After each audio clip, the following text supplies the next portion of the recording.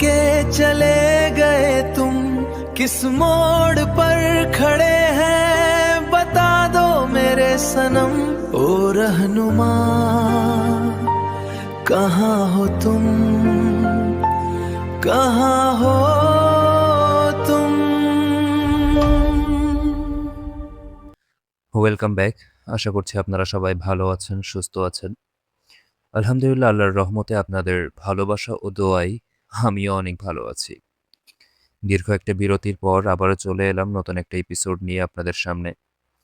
So আমি আর দেরি না করে শুরু করব আমাদের আজকের আয়োজন। তবে তার আগে দেশ ও দেশের বাহির থেকে আপনারা যারাই আমাদেরকে শুনছেন, আপনাদের কাছে আমার একটাই আবেদন থাকবে, যারা এখনও পর্যন্ত আমাদের চ্যানেল রাহনুমা 99 সাবস্ক্রাইব করেননি, তারা এখনই সাবস্ক্রাইব করে বেল আইকনটি ক্লিক করে রাখুন, যাতে আমাদের নতুন কোনো পর্ব এলে তা আপনাদের সামনে চলে যায়। শুরু করছি আমাদের আজকের পর্ব। গল্পটি পাঠিয়েছেন ওম্যান থেকে তৌসিফ ভাই। ওম্যানের মর্গে, প্রথম পর্ব।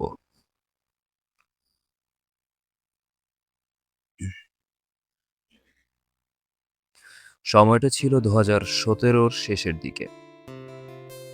আমি তখন খুলনা বিশ্ববিদ্যালয়ের একজন শিক্ষার্থী। লেখাপড়া নিয়ে আমি ছোট থেকেই খুবই সিরিয়াস।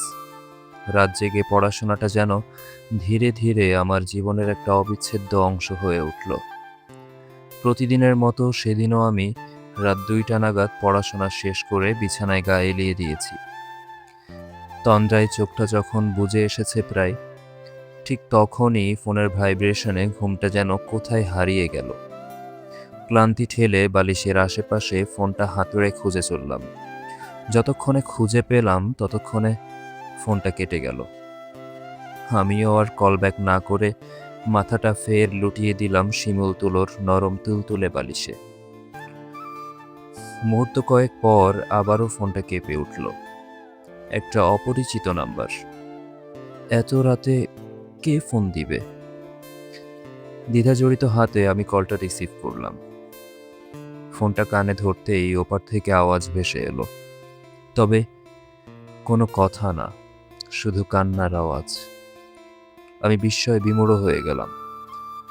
কাঁপা কাঁপা গলায় জিজ্ঞেস করলাম, কে কে আপনি? সে আমার প্রশ্নের উত্তর না দিয়ে বলল, আমি মজা করছি না রিয়াজ, আমি সিরিয়াসলি প্রেগনেন্ট। এটা বলেই সে ভেঙে পড়ল বাঁধভাঙা কান্নায়। কথাটা শুনতেই আমার শির দাঁড়া দিয়ে যেন একটা হিমশীতল স্রোত বয়ে গেল। কি করব আমি? কিছুই বুঝতে পারছিলাম না। মেয়েটার অবস্থা আসলেই ভয়াবহ। তাই আর কোনো কথা না বলে চুপচাপ এক মনে তার কথাগুলো শুনতে থাকলাম আমি। সে এক পর্যায়ে বলল, আমি এই বাচ্চাটা মিসক্যারেজ করতে পারবো না রিয়াজ। মরতে হলে দুজন একসাথেই মরবো। আর তাছাড়া তিতুমির হল থেকে কমলাপুর রেল স্টেশন খুব বেশি দূর না। কাল সন্ধ্যা 7টার ট্রেনে হয়তো অনেক মানুষ ফিরবে তাদের ভালোবাসার ঠিকানায়, ফিরবে স্বজনদের কাছে। তবে আমি চলে যাব রিয়াজ, আমি চলে যাব না ফেরার দেশে। ভালো থেকো তুমি। এপারের হিসেবগুলো না হয় ওপারেই মিলিয়ে নিব। কথাগুলো বলেই ফোনটা কেটে দিল সে। গভীর রাতের এই নীরব রজনীটা যেন এক কালবৈশাখী ঝড়ের রূপ নিল।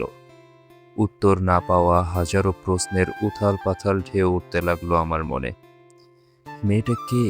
কি নাম তার? আর রিয়াজ নামের মানুষটাই বা কে? তার কথা শুনে মনে হলো সে ঢাকায় থাকে, তবে সে কি ঢাকায় পড়াশোনা করে নাকি পরিবারের সাথে থাকে? আর এভাবে জীবনটাও বা দিতে চাইছে কেন মেয়েটা?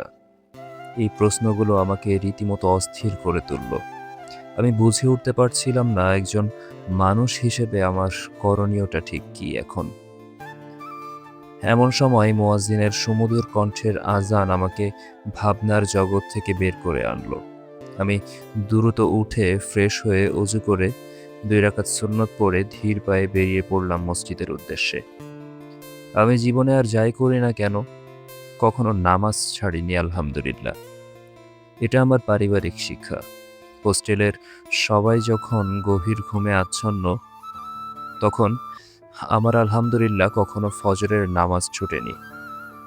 আমি মসজিদে পৌঁছে জুতো জোড়া বক্সে রেখে প্রথম কাতারে গিয়ে বসলাম। প্রতিদিনের মতো একটা কোরআন শরীফ নিয়ে তেলাওয়াত করতে লাগলাম। দুঃখিত, আপনাকে আসলে বলা হয়নি আমি ছোটবেলায় মাদ্রাসায় পড়তাম, আর তাই কোরআন শরীফটা আমি ভালো মতো করেই পড়তে পারি। আমি তেলাওয়াতের মধ্যে একটু শান্তি খোঁজার চেষ্টা করলাম, তবে অস্থির মন কোনোভাবেই যেন ভুলতে পারছিল না গত রাতের সেই ঘটনাটা। এরই মধ্যে ইমাম সাহেব চলে এলেন।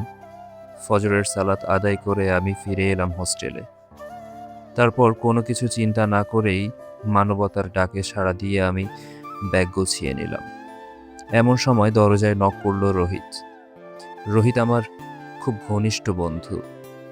আমি দরজা খুলতেই ও জিজ্ঞেস করল, কিরে, কোথায় যাওয়ার প্রস্তুতি চলছে? আমি বললাম, একটু ঢাকায় যাচ্ছি রে, কাল পরশুর মধ্যেই ফিরে আসব। সে আর কথা না বাড়িয়ে বলল, হ্যাঁ আচ্ছা ঠিক আছে, যোগাযোগ রাখিস কেমন।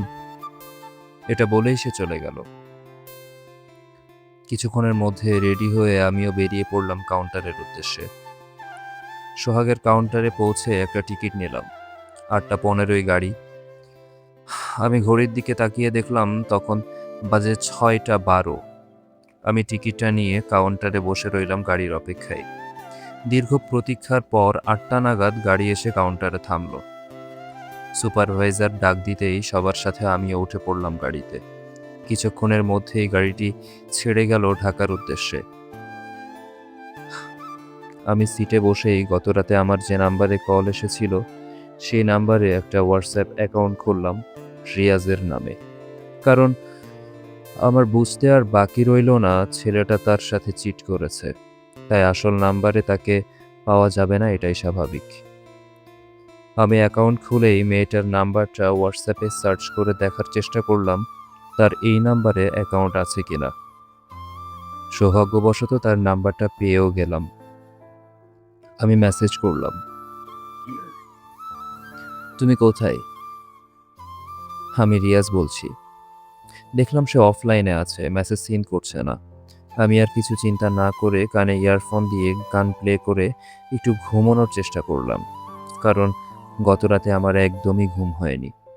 দুপুর যখন 1টা বাজে তখন আমাকে নামিয়ে দিল যাত্রাবাড়ি ধোলাইপাড়ে। আমি গাড়ি থেকে নেমে ফুটপাতে দাঁড়িয়ে হোয়াটসঅ্যাপটা চেক করলাম। দেখলাম সে রিপ্লাই দিয়েছে,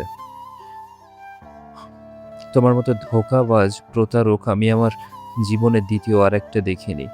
কি ক্ষতি করেছিলাম আমি তোমার? কেন আমার জীবনটা বরবাদ করলে তুমি?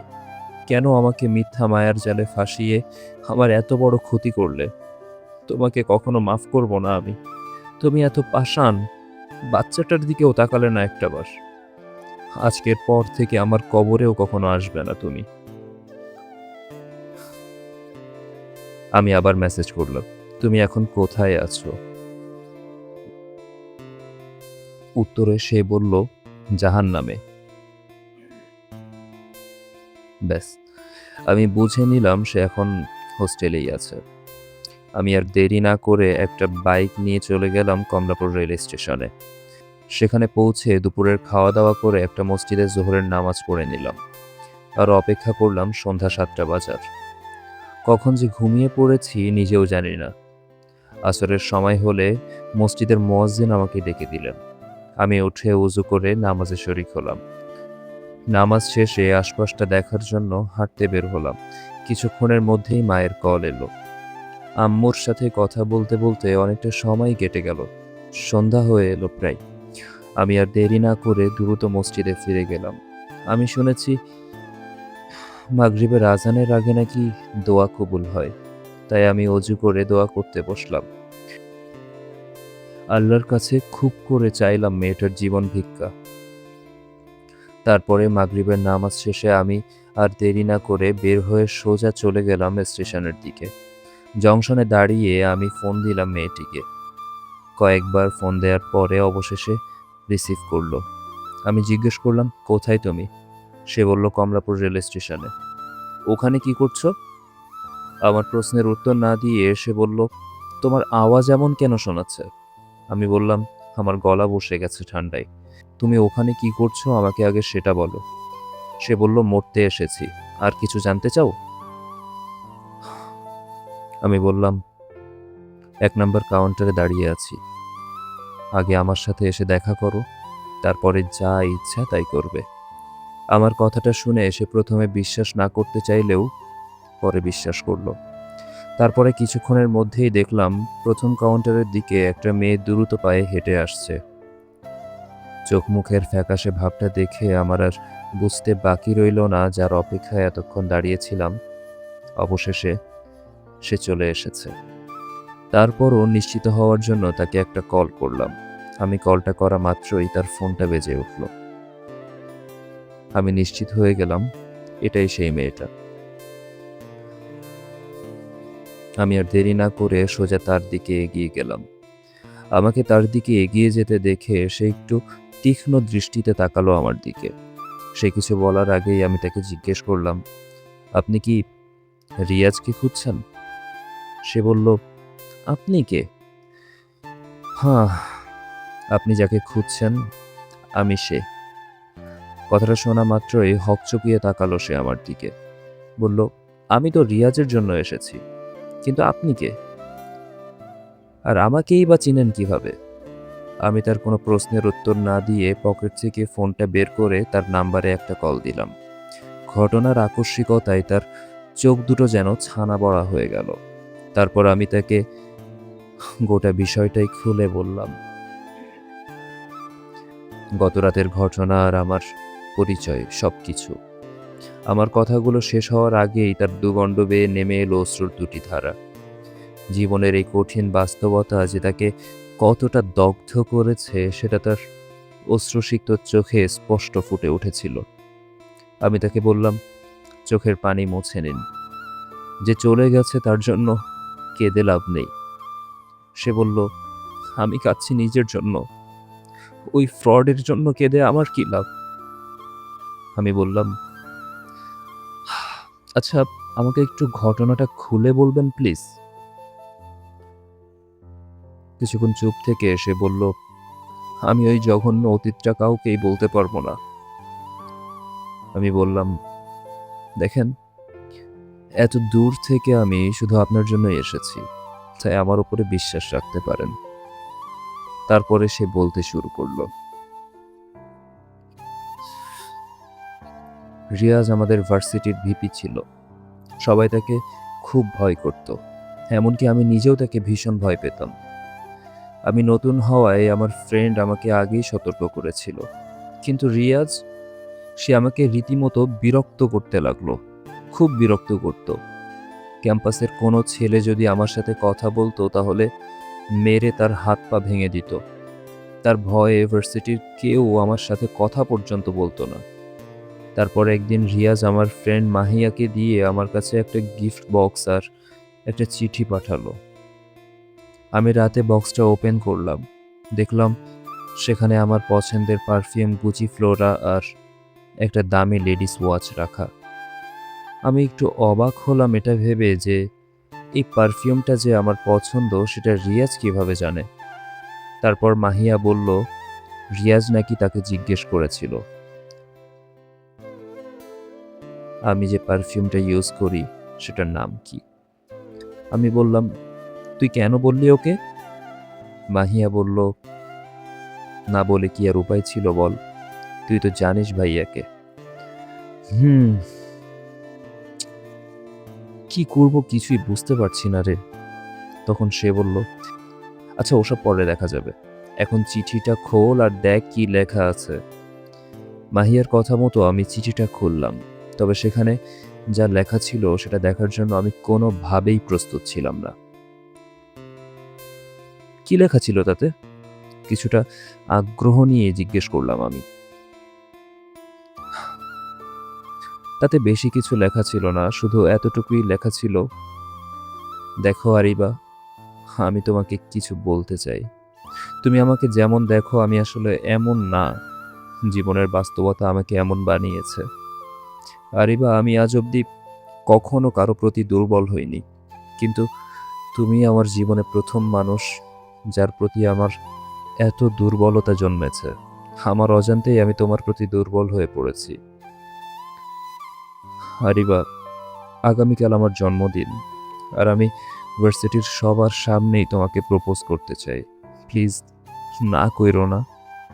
সেদিন সবার সামনে তুমি আমাকে অপমানিত কইরো না প্লিজ। আমার ভালোবাসাটাকে এভাবে লাথি মেরে ফেলে দিও না। চিঠিটা পড়ার পর আমার গোটা শরীর যেন ভয়ে থরথর করে কাঁপতে লাগলো। আমি কি করব না করব কিছুই বুঝতে পারছিলাম না। মাহিয়া বলল, আরিবা, যদি নিজের ভালো চাস তাহলে বলবো তুই প্লিজ ভাইয়ার প্রপোজালটা অ্যাকসেপ্ট করে নে, এতেই তোর মঙ্গল। তা না হলে হয়তো এই ভার্সিটিতে তোর আর থাকা হবে না। পরদিন কথা অনুযায়ী বিকালে রিয়াজ ভার্সিটির সবাইকে উপরের একটা ফাঁকা হলরুমে ডাকলো। ছোট বড় সবাই সেখানে একসাথে উপস্থিত হলো। তাদের মধ্যে আমিও দাঁড়িয়েছিলাম। রিয়াজ সবাইকে সম্বোধন করে বলল, আমি আজ তোমাদেরকে বেশি কিছুই বলতে চাই না, শুধু এতটুকু বলতে চাই যে আমার প্রতি তোমাদের কোনো ক্ষোভ বা রাগ রেখো না প্লিজ। যাদের প্রতি আমি অবিচার করেছি সকলের কাছেই আমি ক্ষমা চাই। ভূতের মুখে এই রাম রাম শুনে ভার্সিটির সবাই হতবিহ্বল দৃষ্টিতে তাকিয়ে রইল তার দিকে। তারপরে কিছুক্ষণ চুপ থেকে সে আমার দিকে তাকিয়ে বলল, আরিবা, আমি চাই তুমি আমার এখানে এসো। সবাই আমার দিকে তাকালো ঘুরে। আমার মুখটা তখন লজ্জা আর ভয়ে যেন একদম চুপসে এসেছিল। আমি ধীর পায়ে সবার ভিড় ঠেলে সামনে গিয়ে দাঁড়ালাম। তারপরে সবার সামনে রিয়াজ জোরে বলল, আরিবা, আমি তোমাকে পাগলের মতো ভালোবাসি। আজ থেকে তুমি যেটাই বলবে আমি সেটাই মানব। তুমি যা চাইবে আমি তাই করব। প্লিজ তুমি আমার প্রপোজালটা অ্যাকসেপ্ট করে নাও। প্লিজ আমাকে ফিরিয়ে দিও না। প্রথমে তো ভেবেছিলাম আমি তাকে রিজেক্ট করে দিব, কিন্তু হলে এসে যখন দেখলাম সবার কাছে সে কিভাবে ক্ষমা চাইছে আর আমার কাছে কত মিনতি করে সে তার ভালোবাসাটা প্রকাশ করেছে, এসব দেখার পরে আমার মনটা নরম হয়ে গেল। তার প্রতি আমিও যেন হঠাৎই দুর্বল হয়ে পড়লাম। সবার সামনে আমি তার প্রপোজালটা অ্যাকসেপ্ট করে নিলাম। এরপরে শুরু হলো আমাদের যুগল জীবনের যাত্রা। প্রথম প্রথম সবকিছু ঠিকঠাকই চলছিল। তারপরে সম্পর্কটা যখন আমাদের 1 বছরে পৌঁছলো, সে রাতে আমরা আমাদের প্রপোজ ডে সেলিব্রেট করার জন্য সাজেক চলে যাই। সেখানে কাটানো আমার 2টা দিন যেন সারা জীবনের ঈদ ছিল। জান্নাতের মতো মনে হচ্ছিল গোটা জীবনটা। কিন্তু সেই 2 দিন পার হওয়ার পরে বুঝলাম আসলে আমি জান্নাতে না বরং জাহান্নামের কিনারে দাঁড়িয়েছিলাম। ঢাকা ফেরার পরে আমি বুঝতে পারলাম আমি প্রেগনেন্ট। কথাটা যেদিন তাকে বলতে যাব সেদিন শুনলাম সে বাইক অ্যাক্সিডেন্টে হসপিটালে ভর্তি। তার অসুস্থতাটা তার জন্য আরো কঠিন হয়ে যাবে ভেবেই আমি তখন তাকে কিচ্ছু বললাম না। অপেক্ষায় রইলাম সে সুস্থ হওয়ার। 1 সপ্তাহ পরে যখন হসপিটাল থেকে সে রিলিজ পেল, তখন আমি তাকে সব বিষয়টা খুলে বললাম, কিন্তু সে মানতে চাইল না। বারবার যখন আমি তাকে বোঝানোর চেষ্টা করলাম তখন এক পর্যায়ে তার বিশ্বাস তো হলো আমি প্রেগনেন্ট, কিন্তু সে এটা মানতে নারাজ যে আমার বাচ্চার বাবা সে। আমাকে একটাই কথা বলছিল বারবার, যদি আমিই বাচ্চার বাবা হতাম তাহলে এতদিন কেন জানালে না? সরাসরি অস্বীকার করে দিল যে এই বাচ্চা নাকি অন্য কারোর, তার না। এরপরে সে আমাকে ওখানে ফেলেই চলে যায়। সেদিনের পর থেকে তার সাথে আর কোনো যোগাযোগ হয়নি। এদিকে আমার বাচ্চাটা দিনের পর দিন বড় হতে লাগলো। আজ বাচ্চার 3 মাস বয়স। এখন তুমিই বলো আমি কি করব? এই লম্বা ঘটনাটা শুনিয়ে সে আবার বাঁধ ভাঙা কান্নায় ভেঙে পড়ল। আমি তখন একটু সাহস করে আলতো হাতে তার চোখের পানি মুছে দিয়ে বললাম, বিধির লিখন কেউ খণ্ডাতে পারে না। এটাই হয়তো ভাগ্য, অথবা বলতে পারো তোমার দুর্ভাগ্য। তবে যাই হয়ে যাক, তুমি আত্মহত্যা কেন করতে চাচ্ছ?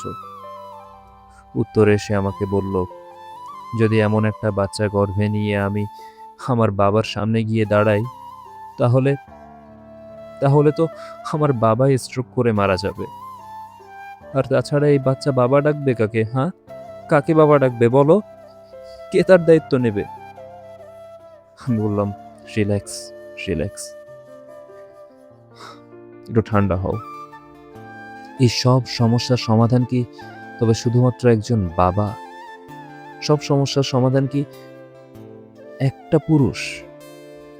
সে বলল, হ্যাঁ হয়তো তাই, তবে দুর্ভাগ্যবশত সেটা আমার জীবনে আর সম্ভব না। একটা ব্যবহার করা ফোন কিনতেও তো মানুষ 10 বার চিন্তা করে, আর সেখানে আমি তো।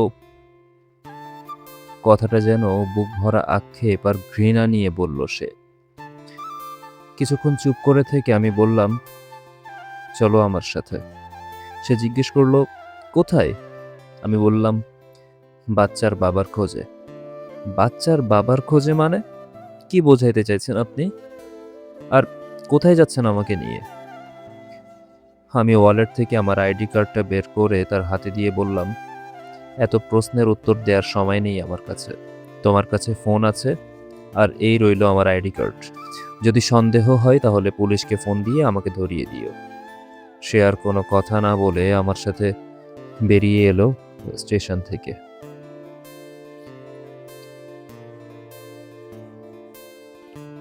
তো এই ছিল আমাদের প্রথম পর্ব। ভালো লাগলে অবশ্যই জানাবেন কমেন্টে। আমরা অতি শীঘ্রই ঘটনার দ্বিতীয় পর্বটি নিয়ে আবারও হাজির হব আপনাদের সামনে। আজকের মতো আমরা এখানেই বিদায় নিব। একটি অসাধারণ গানের মধ্য দিয়ে আমরা আজকে এখানেই বিদায় নিব। তবে যাওয়ার আগে আবারও অনুরোধ, যারা এখনও পর্যন্ত আমাদের চ্যানেল রাহনুমা 99 সাবস্ক্রাইব করেননি, তারা এখনই সাবস্ক্রাইব করে ফেলুন আর বেল আইকনটি ক্লিক করে রাখুন, যাতে আমাদের নতুন কোন এপিসোড এলে আপনাদের সামনে চলে যায়।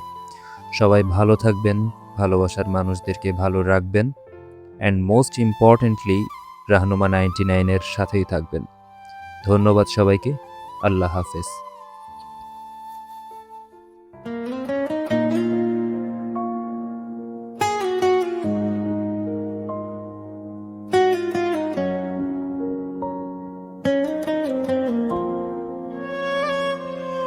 तेरी यादों का साया दिल से जाता ही नहीं, हर खुशी के बाद भी हम मिटाता ही नहीं। तू था मेरी दुआओं का सबसे हसीन असर, अब हर दुआ में भी तेरा नाम आता ही नहीं। जो ख्वाब हमने मिल के सजाए कभी, वो आज टूट कर हवा में खो गए सभी। तेरे बिना अधूरा सा लगता है जहां, हर धड़कन पूछती है तू है अब कहाँ। आंखों में नमी है, होठों पे दुआ, तू खुश रहे हमेशा, बस इतनी सी सदा।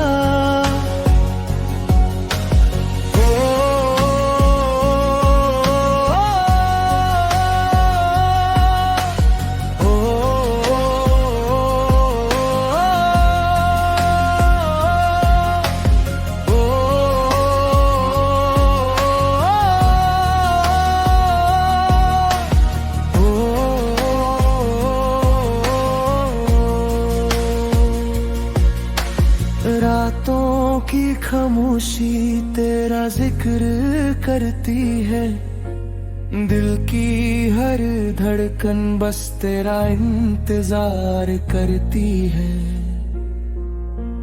हमने तो चाहा था साथ उम्र भर का, किस्मत ही थी जो हमसे बेवफाई करती है। न गिला है ना कोई शिकवा रहा, बस तेरा ना होना ही सबसे बड़ा दर्द बना। अगर कभी मेरी याद तुझे रुला दे, मुस्कुरा देना यही मेरी आखिरी दुआ रहे। तेरे बिना अधूरा सा लगता है जहां, हर धड़कन पूछती है तू है अब कहाँ। चाहे न मिल सके इस जिंदगी के सफर में, मोहब्बत मेरी जिंदा रहेगी हर एक नजर में।